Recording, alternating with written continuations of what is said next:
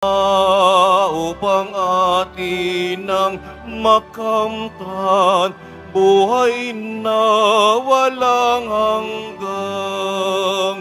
Sa piging ng ating Panginoon, tayo'y laging natitipon upang matutong magmahalan sa pag-ibig na makamtan. Sa ngalan ng Ama, ng Anak at ng Espiritu Santo. Amen. Sumainyo ang Panginoon. At sumaiyo rin.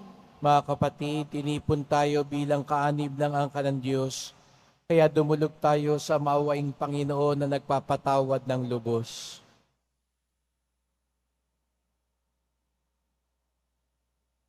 Sinugong tagapagpagaling sa mga nagsisisi, Panginoon, kaawaan mo kami. Panginoon, kaawaan kami. Dumating na tagapag-anyayang mga makasalanan ay magsisi, Kristo, kaawaan mo kami. Kristo, kaawaan mo kami. Nakaluklok ka sa kanan ng Diyos Ama para ipamagitan kami. Panginoon, kaawaan mo kami. Panginoon, kaawaan mo kami. Kawan tayo ng makapangyarihan Diyos, patawarin tayo sa ating mga kasalanan, at patnubayan tayo sa buhay na walang hanggan. Amen. Manalangin tayo.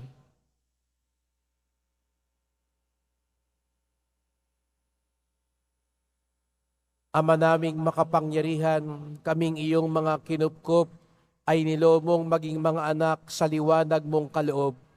Huwag mong ipahintulot na sa katiwalian kami ay masangkot.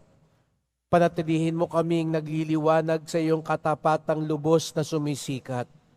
Sa pamamagitan ni Jesucristo, kasama ng Espiritu Santo, magpasawalang hanggan. Amen. Magsiupo muna ang lahat. Pagbasa mula sa aklat ni Propeta Amos. Ito ang sabi ng Panginoon. Nagkasalang paulit-ulit ang mga taga-Israel. Sila'y tiyak na parurusahan ko, sapagkat dahil sa suhol, pinarusahan nila ang mga walang sala at ipinagbiling alipin ang di makabayad, kahit sa halaga ng isang pares na sandalyas. Niyuyurakan nila ang mga walang kaya at pinagtutulakan ang mahihirap. Nakikipagtalik ang mag-ama sa iisang babaeng nagbibili ng aliw. Ano pat nalalapastangan ang aking banal na pangalan. Hinihigan nila sa tabi ng alinmang dambana ang balabal na sangla ng isang may utang. Sa templo ng kanilang Diyos ay nag-iinuman sila ng alak na binili ng salaping inagaw sa mga dukha. Nagawa pa nila ito sa akin matapos kong lipulin ang mga Amoreo, mga taong singtatangkad ng punong sedro at sinditigas ng punong ensina, na pinuksa kong lahat alang-alang sa kanila.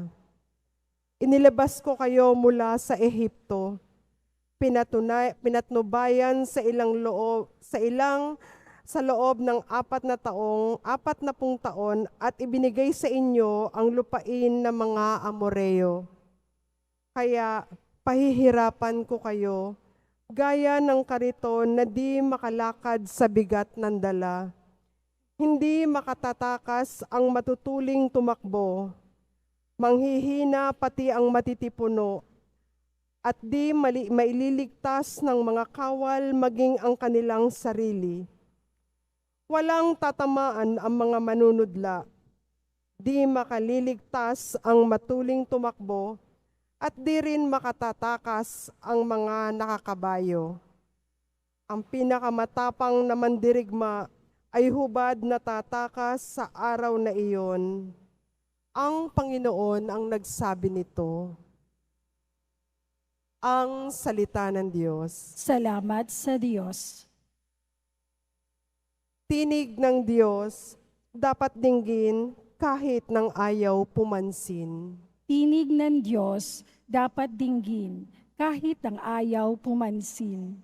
Bakit ninyo inuusal yaong aking mga utos? At bakit ang paksa ninyo ay sa tipan na tutungod? Pag kayo ay tinutuwid, agad kayong napopoot, at ni ayaw na tanggapin yaong aking mga utos. Tinig ng Diyos dapat dinggin, kahit ng ayaw pumansin.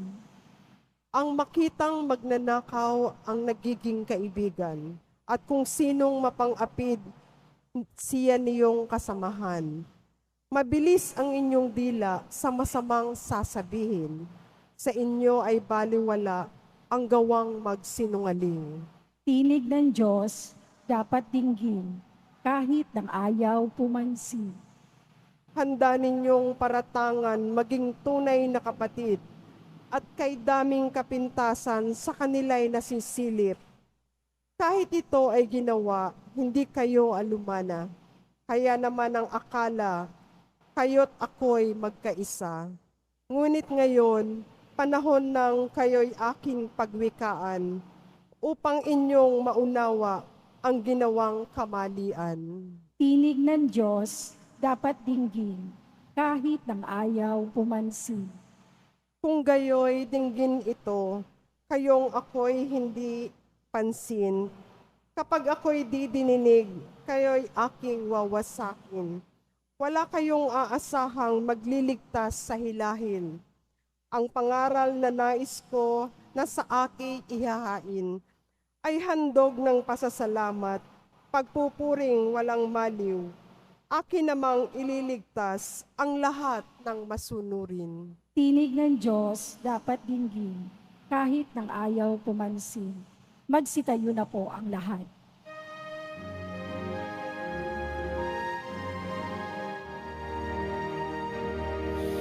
Alleluia, Alleluia, Alleluia, Alleluia.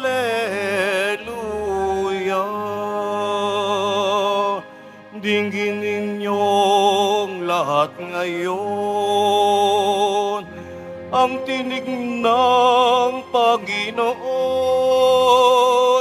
sa loob na mahinahon. Alleluia, Alleluia, Alleluia, Alleluia.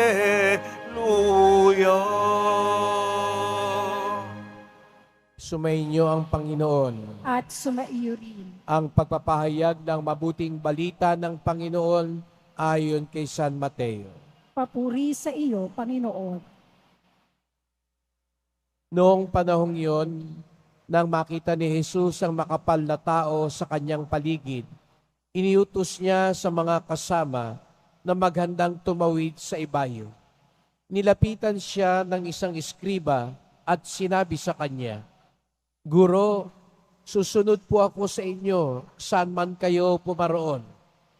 Sumagot si Jesus, "May mga lungga ang mga asong gubat at may mga pugad na mga ibon. Ngunit ang anak ng tao'y wala man lamang matutulugan o mapagpapahingahan." Isa naman sa mga alagad ang nagsabi sa kanya, "Panginoon, maaari po bang umuwi muna ako upang ipalibing ang aking ama?" Ngunit sinabi sa kanya ni Jesus, "Sumunod ka sa akin at ipaubaya mo na sa mga patay ang paglilibing ng kanilang mga patay."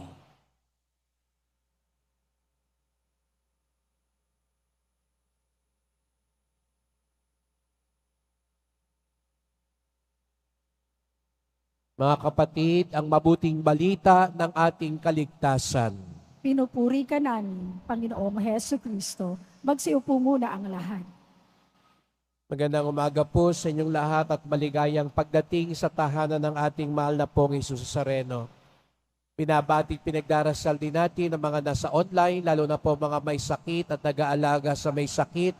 at mga kababayan, mga kadiboto natin mula sa iba't ibang panig ng bansa daigdig na nais sumama sa misa dito sa Quiapo, sa Basilica Minor at Pambansang Dambana ni Jesus Nazareno. Sa unang pagbasa, narinig natin si Propeta Amos na nagbababala sa mga taga-Israel na bagamat kay raming pagpapala ang ipinagkaloob sa kanila ng Diyos, para bagang wala silang utang na loob. Dahil ang naging sukli nila sa kabutihan ng Diyos ay kawalan ng katarungan at malasakit sa kanilang kapwa, lalo na sa mga mahihirap. Si Propeta Amos ay isang propeta na nagtatanggol lalo na sa karapatan ng mga maliliit, na siyang tumutuligsa sa kawalan ng katarungan, pang-aapi ng may kapangyarihan at may kayamanan, pagkalimot sa Diyos. Kung kaya nga't ipinapaalala niya sa kanila ang pagpapasalamat dahil lubhang maawain ang Diyos. Ang ating laging dahilan kaya tayo dumudulog ay pagpapasalamat. Hindi lang dahil may makukuha tayo sa Diyos, kung hindi kilalanin muna natin ang atin ng natanggap sa Diyos. Minsan daw po, yun ang isang lagi nating nakakaligtaan. Ang lagi nating tinitignan, hinahanap, ay yung makukuha pa natin sa Kanya at nabubulagan tayo kung ano na meron tayo galing sa Kanya. Kaya nga sinasabi ng iba sa ebanghelyo natin ngayon, ito marahil din ang dahilan kung bakit para bagang hindi ganoon nalulugod ang Diyos si Jesus Nazareno sa mga nagpresenta sa Kanya. Kung mapapansin po ninyo sa tagpong ito, hindi si Jesus Nazareno ang naunang tumawag sa kanila. Sila ang nagkusa na sumunod sa Kanya. At ipinakita ni Jesus Nazareno, bakit nga ba kayo susunod sa akin? Dito makikita natin na bagamat nagpresenta ang dalawang tao, may pag-aalinlangan at marahil may ibang kadahilanan pa rin sila. Kaya nga sinabi ni Jesus Nazareno, kung susunod kayo sa akin, marapat malaman ninyo na ako nga wala akong matirhan, wala akong mapuntahan. Siguro nga, kung titignan natin si Jesus Nazareno sa ating panukatan ngayon, na mapapansin ninyo, ang ibang tao kapag sila'y nag-iengganyo, ipinapakita nila kung ano meron yung mainam sa kanila. Pero parang kabaliktaran si Jesus Nazareno, ipinapakita nga niya ano yung wala sa Kanya. Para bagang hindi niya ganoon lubos na pinipilit ng ibang tao. Halimbawa, kung may nagbebenta ng bahay, sasabihin kagad nila ano meron yung maganda sa lugar na yon. Hindi nila sabihin sa iyo, malapit ito sa daan, kaya medyo maingay. Maliit lang ang silid. Ang ipapakita nila kung ano yung mainam. Pero ang Panginoon natin, hindi ho siya nang bobola. Hindi ho siya nang lilinlang. Dinediretso niya tayo. Tinatapat niya tayo. Kung susunod ka sa akin, handa ka bang magsakripisyo? Kung susunod ka sa akin, handa ka bang iwan ang lahat? Kung susunod ka sa akin, ako ba talaga ang uunahin mo? Ito rin ang magandang tanong sa atin. Ano nga ba ang dahilan natin sa pagsunod sa Kanya?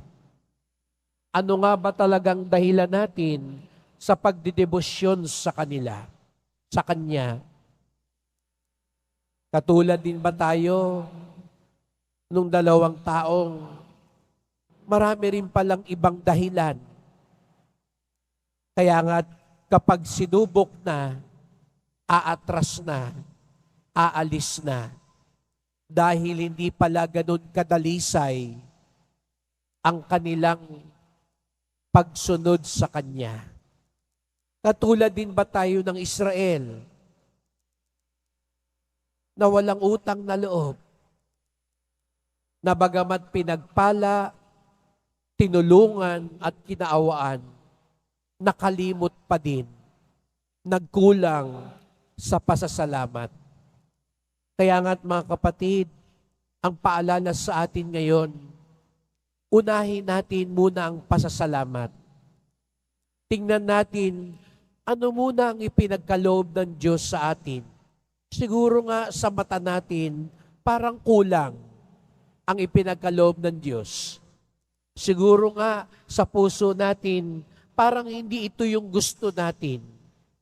Pero kung tayo'y tunay na sumusunod sa Kanya, dalisay ang hangarin natin sa pagtitiwala sa Kanya, sisimulan natin ang lahat kung ano meron tayo, kung ano ang ginawa na ng Diyos sa ating buhay, kung ano na ang ipinagkaloob niya sa atin.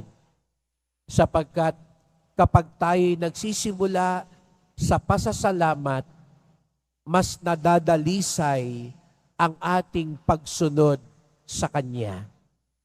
Kaya sa misang ito, sa pasimula natin ng bagong linggo, ng bagong buwan, simulan natin sa diwa ng pasasalamat.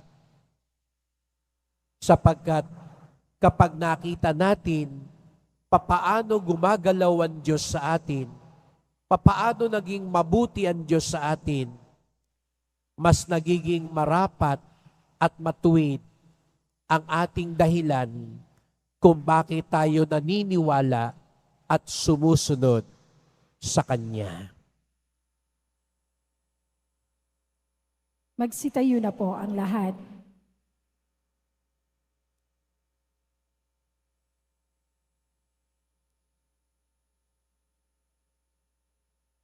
Mahal ko mga kapatid, iluhog natin ang ating mga pangangailangan sa Diyos Ama, kung saan naroon ang Kanyang anak na nauna sa atin at tumatawag sa atin na sundan siya. Manalangin tayo ng may pananalig sa biyaya sa pagtanggap ng pagtawag na ito. Ang ating tugon, Ama, bigyan mo kami ng biyaya na sundan ng iyong anak. Ama, bigyan mo kami ng biyaya na sundan ng iyong anak. Ang mga pinuno ng simbahan at yaong mga nagpapahayag ng salita ng Diyos, naway maging masigasig sa kanilang pagsunod kay Kristo. Manalangin tayo. Ama, bigyan mo kami ng biyaya na sundan ng iyong anak. Ang ating komunidad sa araw-araw, naway mapanibago sa pananampalataya sa salita ng Diyos na tumatawag sa atin sa isang mabuting buhay. Manalangin tayo. Ama, bigyan mo kami ng biyaya na sundan ng iyong anak. Yaong mga nawala ng pag-asa dahil sa mga pagkakasala, naway mapagtanto na kasama natin si Kristo, ang ating pinuno, at pinapasa ng ating mga suliranin. Manalangin tayo. Ama, bigyan mo kami ng biyaya na sundan ng iyong anak. Yaong mga pinahina ng pagkakasakit at karamdaman, naway mapanatag sa kasiyahan ng Diyos, dulot ng kalinga at pagtulong ng kanilang mga pamilya. Manalangin tayo. Ama, bigyan mo kami ng biyaya na sundan ng iyong anak. Yaong mga namayapa, naway makasunod kay Kristo at makapasok sa walang hanggang katapusang presensya ng Diyos sa langit. Manalangin tayo. Ama, bigyan mo kami ng biyaya na sundan ang iyong anak.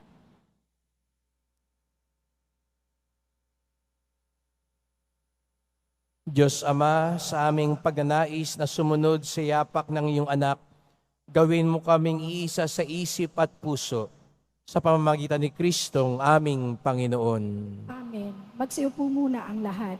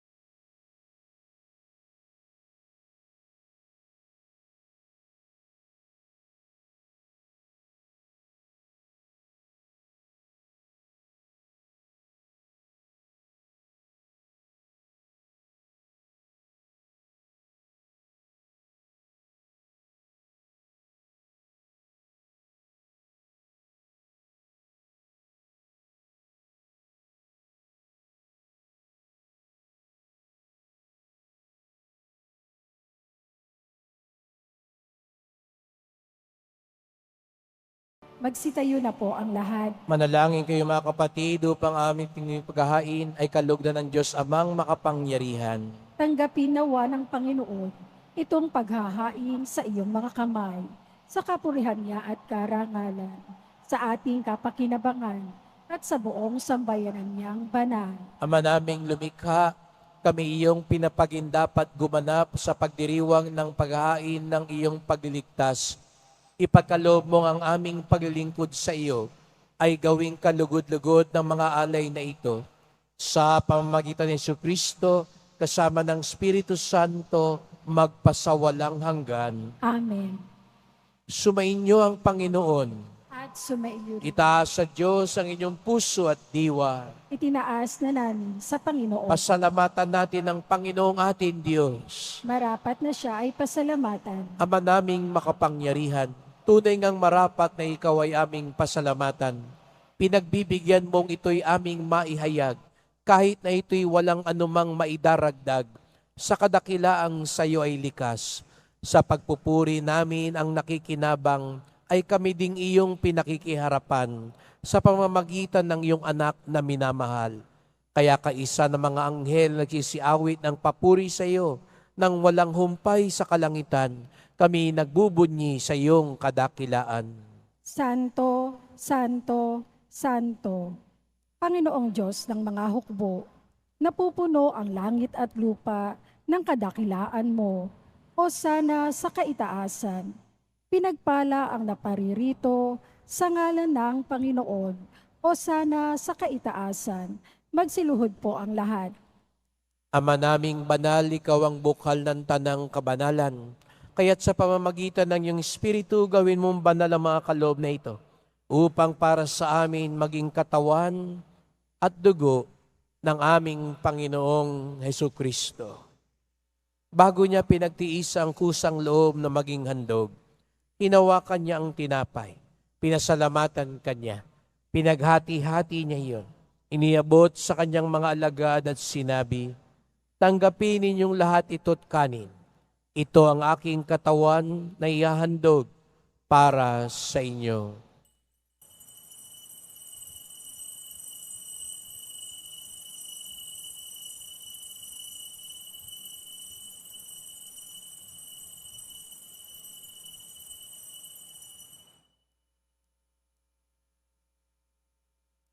Gayon din naman ang matapos ang hapunan, hinawakan niya ang kalis.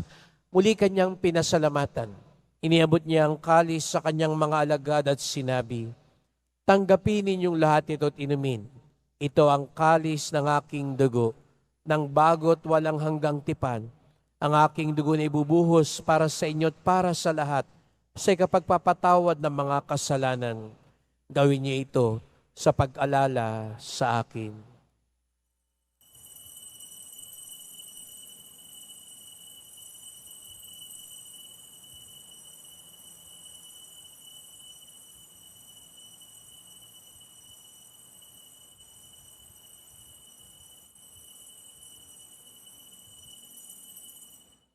Magsitayo na po ang lahat. Ipagbunyi natin ang misteryo ng pananampalataya. Si Kristo'y namatay, si Kristo'y nabuhay, si Kristo'y babalik sa wakas ng panahon. Ama, ginagawa namin ngayon ang pag-alala sa pagkamatay at muling pagkabuhay ng iyong anak. Kaya tinalay namin sa iyo ang tinapay nagbibigay buhay at ang kalis na nagkakalob ng kaligtasan. Kami nagpapasalamat dahil kami iyong minarapat at tumayo sa harap mo para maglingkod sa iyo. Isinasamo namin kaming magsasalo-salo sa katawan at dugo ni Kristo'y mabuklod sa pagkakaisa sa pamamagitan ng Espiritu Santo. Ama, lingapin mo ang iyong simbahang laganap sa buong daigdig. Puspusin mo kami sa pag-ibig kay San Francisco naming Papa, ni Jose naming Obispo, at ng Tanang Kaparian. Alalahanin mo rin ang mga kapatid naming nahimlay, na may pag-asang sila'y muling mabubuhay, gayon din ang lahat ng mga pumanaw. Kawan mo sila't patuloyin sa iyong kaliwanagan. Kawan mo't pagindapating kaming lahat na makasalo sa iyong buhay na walang wakas, kaisa ng mahal na Birheng Maria, Ina ng Diyos, ng kabiyak niyang pusong si San Jose, ng mga apostol, ni San Juan Bautista at lahat ng mga banal na namuhay dito sa daigdig ng kalugod-lugod sa iyo. May pagdiwang nawa namin ng pagpupuri sa ikararangal mo sa pamamagitan ng iyong anak, naming Panginoong Jesucristo. Sa pamamagitan ni Kristo, kasama niya at sa Kanya, ang lahat ng parangal at papuri ay sa iyo, Diyos Amang makapangyarihan, kasama ng Espiritu Santo, magpasawalang hanggan. Amen.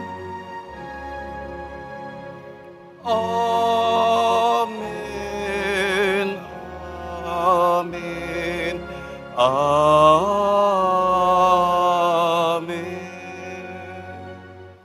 Buong galang tayong tumawag sa ating Ama sa Langit. Ama namin, Sumasalangit ka, sambahin ang ngalan mo. Mapasa amin ang kaharian mo. Sundin ang loob mo dito sa lupa para nang sa langit.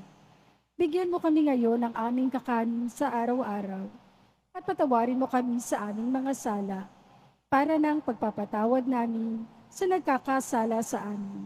At huwag mo kaming ipahintulot sa tukso at iadya mo kami sa lahat ng masama. hinihiling namin kami adya sa lahat ng masama, pagkalooban ng kapayapaan araw-araw, iligtas sa kasalanan, ilayo sa lahat ng kapahamakan, samantalang aming pinananabikan ng dakilang araw ng pagpapahayag ng tagapagligtas naming si Jesucristo.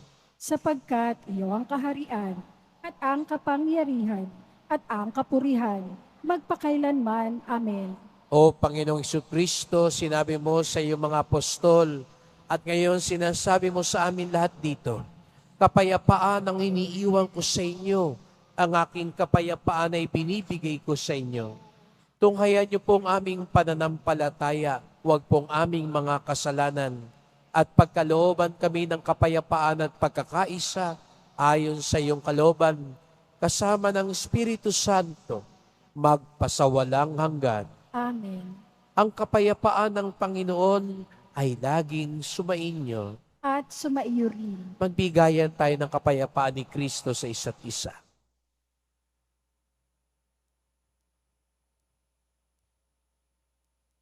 Kordero ng Diyos na nag-aalis ng mga kasalanan ng sanlibutan, maawa ka sa amin. Kordero ng Diyos na nag-aalis ng mga kasalanan ng sanlibutan, maawa ka sa amin. Kordero ng Diyos na nag-aalis ng mga kasalanan ng sanlibutan, ipagkaloob mo sa amin ang kapayapaan. Magsiluhod po ang lahat. Narito ang ating Panginoong Hesukristo, ang ating pinasasalamatan at sinusunod, ang Kordero ng Diyos na nag-aalis ng mga kasalanan ng sanlibutan, mapapalad ang inaanyayahan sa kanyang piging. Panginoon, hindi ako karapat-dapat na magpatuloy sa iyo, ngunit sa isang salita mo lamang ay gagaling na ako.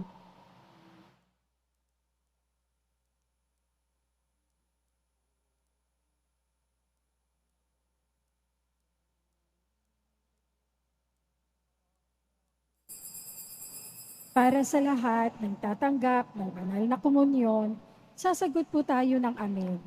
Pagkasabi ng pari o ng lay minister ng katawan ni Kristo at isubo agad sa bibig bago umalis sa harapan ng pari o lay minister. Sumunod po tayo.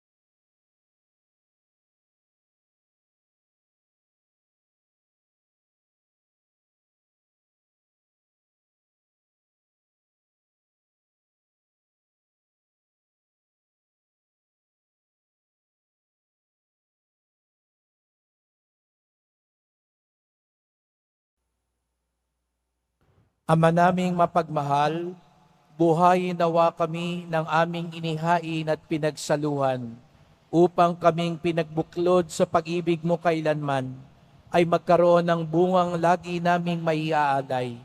Sa pamamagitan ni Jesucristo, kasama ng Espiritu Santo, magpasawalang hanggan. Amen. Salamat po sa inyong pagpunta dito sa Quiapo. Ingat po kayo sa pag-uwi. Salamat din po sa mga naglingkod sa misa at sa inyong tulong sa simbahan, mga pamisa, love offerings, online donations, sa mga nagdadala po ng bigas, dilata, noodles, at iba pang pang-ayuda. Ang ating debosyon sa Poong Nazareno ay nagtuturo sa atin magmalasakit sa ating kapwa. Pasasalamat at pagkilala sa awa ng Diyos ang tunay na dahilan kung bakit tayo sumusunod kay Jesus Nazareno. Sumainyo ang Panginoon. At sumaiyo. Mahal na pong Jesus Nazareno, inihayag mo sa pamamagitan ng krus ang walang maliw na pag-ibig ng Diyos sa sangkatauhan. Pakinggan mo ang kahilingan ng iyong angka na nagsusumamo sa iyo. Makamtanawa nilang iyong katugunan na tanggapin ng kasagutan ng may utang na loob na tinatanaw. Basbasan din po ninyo ang dala nilang mga imahen at dasalan sa pamamagitan ng bendisyon na ito. Naway maalala nila mga pangako sa binyag na ikaw ang kanilang iibigin at paglilingkuran bilang Panginoon magpasawalang hanggan. Amen. At pagpalain kayong lahat ng makapangyarihang Diyos, Ama at Anak at Espiritu Santo. Amen. Umayo kayong taglayang awa at pag-ibig ng Poong Jesus Nazareno. Salamat sa Diyos.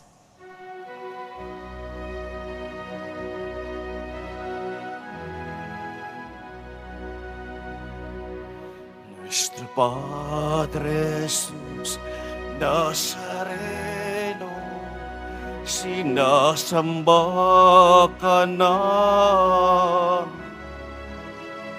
Pinipinto ka namin,